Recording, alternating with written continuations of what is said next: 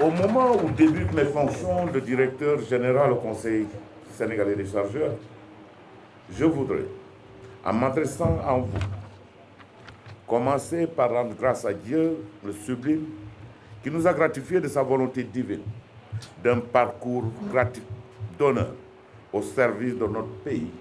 et au niveau le plus élevé de responsabilité nationale. Et plus profond de moi et de ma foi, je dis merci. Je tiens aussi à adresser mes remerciements et ma gratitude à son Excellence, M. Macky Sall, président de la République du Sénégal, à M. le Premier ministre Amadou Ba et à M. le ministre de la Pêche et de l'Économie maritime. M. le Président de la République du Sénégal m'a régulièrement accordé sa confiance et qui m'a permis, à différents ports, de l'accompagner de près dans la conduite de sa très haute charge que le peuple sénégalais lui a confiée, dans sa grande majorité depuis plus d'une décennie. Homme de qualité exceptionnelle, profondément attaché aux valeurs qui fondent le fécond de notre société, le président de la République a pensé un Sénégal qui émerge et se hisse au plus haut niveau en Afrique et dans le monde. Le Sénégal lui fait confiance, l'Afrique fait de lui son champion et il est adulé du monde. À cet homme de vertu, je ne tarirai jamais de dire ma reconnaissance et ma fidélité. À ses côtés, nous sommes atteints les objectifs de grandeur, d'épanouissement et de succès qu'il s'est assigné pour le peuple sénégalais. En revenant au Conseil, après avoir servi la nation au niveau du ministère de l'Emploi, de l'Insertion et de la Promotion professionnelle, et au niveau du ministère de la Culture et de la Communication, pendant 5 ans, je tiens à réitérer mes remerciements, ma gratitude, mon profond respect et ma reconnaissance au président de la République, à son Premier ministre et au ministre de la Pêche et de l'Économie. De m'avoir renouvelé encore sa confiance à mon nommant directeur général du Conseil. C'est donc un immense plaisir et une ferme volonté que je m'emploie à mériter cette confiance renouvelée. Dans cet élan, je m'emploierai à consolider les acquis et poursuivre les chantiers que vous avez bien ouverts, Monsieur le directeur général John. Je vous en félicite et vous assure qu'elles seront sans doute mon point de départ. Connaissant bien la structure pour y avoir servi pendant 7 ans, mais ayant pris le recul 5 ans après, je m'engage aux côtés du conseil d'administration et de l'ensemble du personnel à qui je réitère ma confiance, à relever davantage les défis pour accompagner l'État dans l'amélioration des conditions de transport maritime et les chargeurs dans la réalisation des infrastructures susceptibles de faciliter les opérations d'import-export.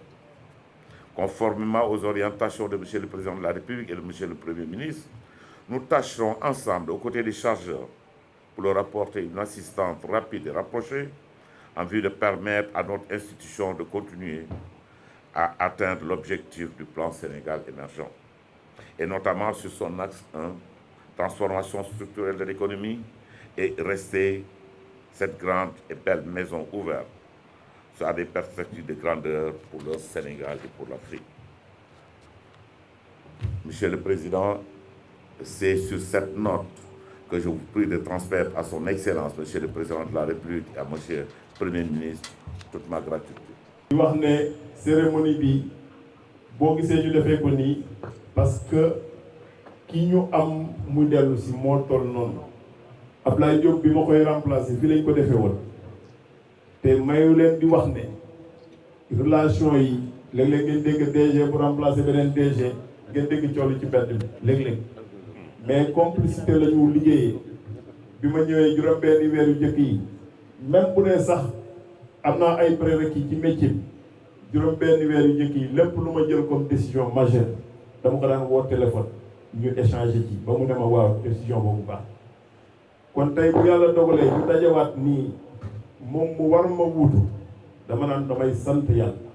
li tax ma ne damay sant yàlla parce que xam naa bu baax valeur am en tant que nit d'abord. Abdoulaye organisé na fi journée culturelle du ma ne sax journée culturelle nationale mais sous-régionale nga xamante ne c'était tout le Mandé qui était là-bas à Sédhiou. Mandeng yi dëkk Burkina dëkk Guinée dëkk fépp daje si pendant 2-3 jours Abdoulaye ne ma yow yaay parrain yow laa tuddee bés ma ñëw déplacé wu Sédhiou ànd fa sax ak sama mbokku saafeen yi ba ñu participer ci activité culturelle yooyu kon dama koy gërëm di ko sant di wax ne COSEC bi mu fi bàyyi woon COSEC boobu la ba tey am na ci soppeeku yoo xamante ne jéem a defar la ma koy xamal ne conseil d'administration bi dama leen di gërëm di leen sant parce que jàppale nañ ma waaye nag lu jir njaaga président Macky Sall mooy njàgg président Macky Sall ba mooy nommé DG du COSEC surprise la woon sax pour ñu bëri même man sax mën naa ne surprise la woon quelque part avant moo koy annoncé mais dama koy gërëm di ko sant ndax permettre na ma ci sama parcours de secteur privé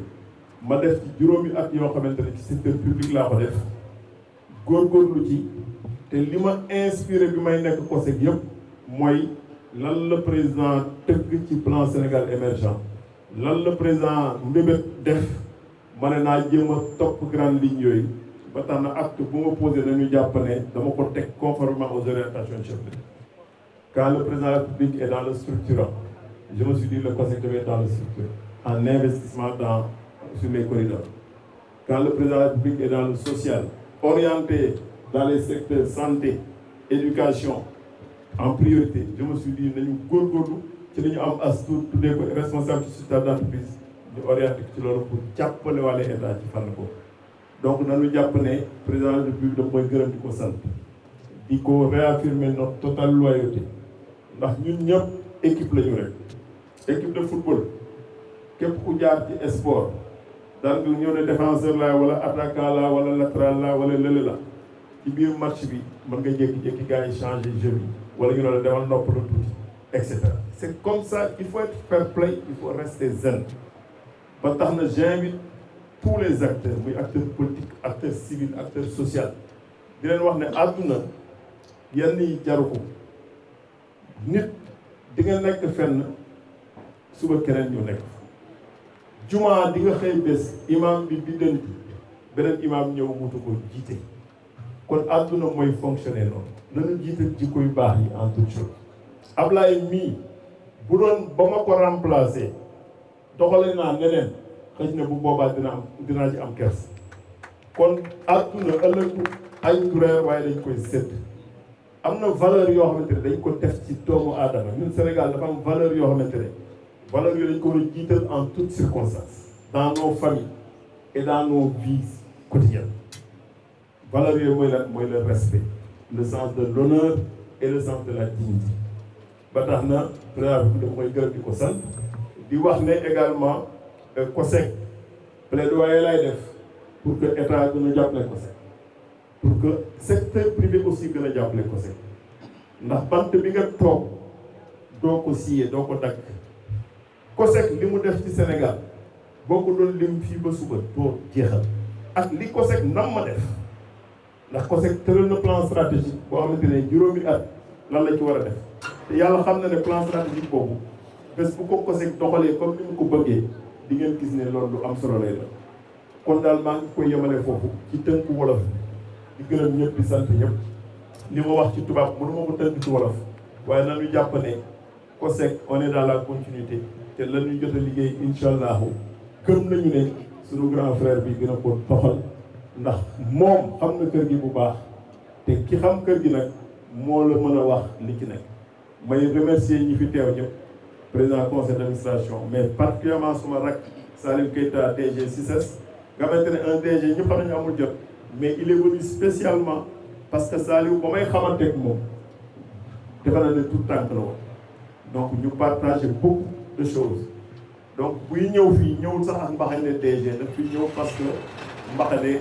kii sama grand frère kon Salim merci beaucoup donc sur ce je vous remercie de votre attention n'est-ce pas voilà ah waaw nee na ko loolu moom bàyyi bañ dem dëkk voilà en tout cas merci beaucoup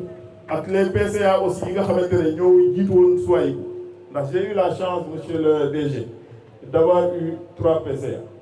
en 5 ans. PCA Babacar, on a cheminé ensemble, on a beaucoup voyagé ensemble. Dem nañu Inde, dem nañu Dubaï, il y a pas mal de choses qu'on a eu à faire, mais c'est un acteur de développement. Babacar du yem sax ci fonction PCA mën naa ne c'est un conseiller du DG.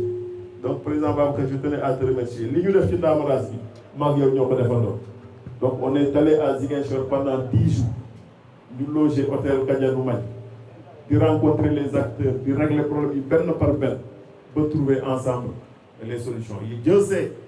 qu'en 2018 quand on lançait cette campagne il n'y avait même pas l'équipement nécessaire. On a dû même avoir l'autorisation du conseil d'administration pour pouvoir affréter le MV Théos qui avait démarré ses opérations. Donc maa ngi lay gërëm bu baax di gërëm le président Mamadou Gueye bi la remplacé également nga xam ne moom bi ma koy xam ëpp na 20 ans dans le secteur portuaire et maritime la ñu xamante kon président Gueye yow tamit jàppale nga ñu en tant que PCA. Mais président SOAIBU nag moom c'est le PCA que je fatigue le plus parce que moom li ci xam-xamam ci secteur privé xam-xamam également au service du développement national dama ko daan utiliser lu bëri. Tout à l'heure bi muy wax j'ai revu l'avocat manqué comme on dit man saa yi wax dama naan kii bu defoon baro boobu kon baro bi am gan kon président SOAIBU dama lay gërëm di la sant et je sais que complicité bi ngay am ak sa xarit Abdoulaye Diop je sais que loolu day gën a jëmale ko sek kanam. Donc tous les administrateurs ici présents ma leen di gërëm Ousseynou Ba qui est le contrôle financier qui est là pour que les choses se passent dans les bonnes règles avec toute la fermeté requise, mais également il nous a beaucoup accompagné. Le président Soura mën nga fi toog ak ñaari mbaxane mën nga fi toog au nom des chambres de commerce mais en tant qu'administrateur membre du GES kon dama lay gërëm di la sant may gërëm ñëpp dafa je n'allais pas oublier mais le président Mbow mën naa daanelee foofu président Mbow dama ko sax nga jóg taxaw gars yi gis la yow chambre de métier li nga ci liggéey kenn liggéey ko Sénégal dama lay gërëm di la sant bu la gisee sax sama yaram xam na daw mais dama lay sant bu baax di la gërëm à travers yow nag ma ëmbaale ñëpp doyen Mbaye Mbengue mu ngi fi woon soog sànq je pense que est-ce que mu ngi fi ba léegi wala dem na doyen jugal ñu xam na parce que moom monsieur le ministre il faut beaucoup collaborer avec lui il faut beaucoup travailler avec lui mën naa ne maritime léegi dama ciy wax mais koo gis am na sëriñ Mamadou Gueye ak Mbaye Mbengue bu ñu jógee di wax ci maritime man déglu laa war a gën a def que wax ndax ñoom c'est les doyens ñoo ma tettee bi may dugg ci maritime ndax dama génn université def concours dugg dans une multinationale bu fi nekk tout ce que j'ai connu dans le maritime noonu laa ko découvrir à l'époque nekk ci gérer un terminal à conteneurs gérer département yu bëri dans le maritime muy logistique transport tout ba mujjee gi avant ma ñëw COSEC ma nekkoon secrétaire général de l'organisation la plus compliquée mooy ndax dama ëmboon tous les acteurs portuaires manutentionnaires transitaires ak ñëpp may war a fexe ñoom seeni ñàkk juboo ci yenn yi ma leen koy faciliter muy le SATS foofu laa jógee président Macky Sall nommé ma DG du COSEC kon may wax ne je suis du secteur mais jàppale ne également am ngeen DG bu bees boo xamante ne man gëm naa ne dina eggali affaire bi fii ngeen ko sax foogewul ndax je sais que c'est quelqu'un de très humble de très discret mais également c'est quelqu'un boo xam ne fi ko président bi mu teg man xam naa bu baax kon maa ngi koy yemale foofu di gërëm ñëpp di ko jox kàddu gi Marie-Louise dina delloo kàddu gi pour nga jox ko mais di wax ne rek COSEC moom ñi ma fi xam ñëpp jàppale ne vous avez un grand frère vous avez un jeune frère pour certains mais jàppale ne je reste le même les 2 numéros de téléphone ne vont jamais changer saa ma soxlaa wala ak quelles que soient les circonstances je resterai le même je m'efforcerai d'être le même merci beaucoup.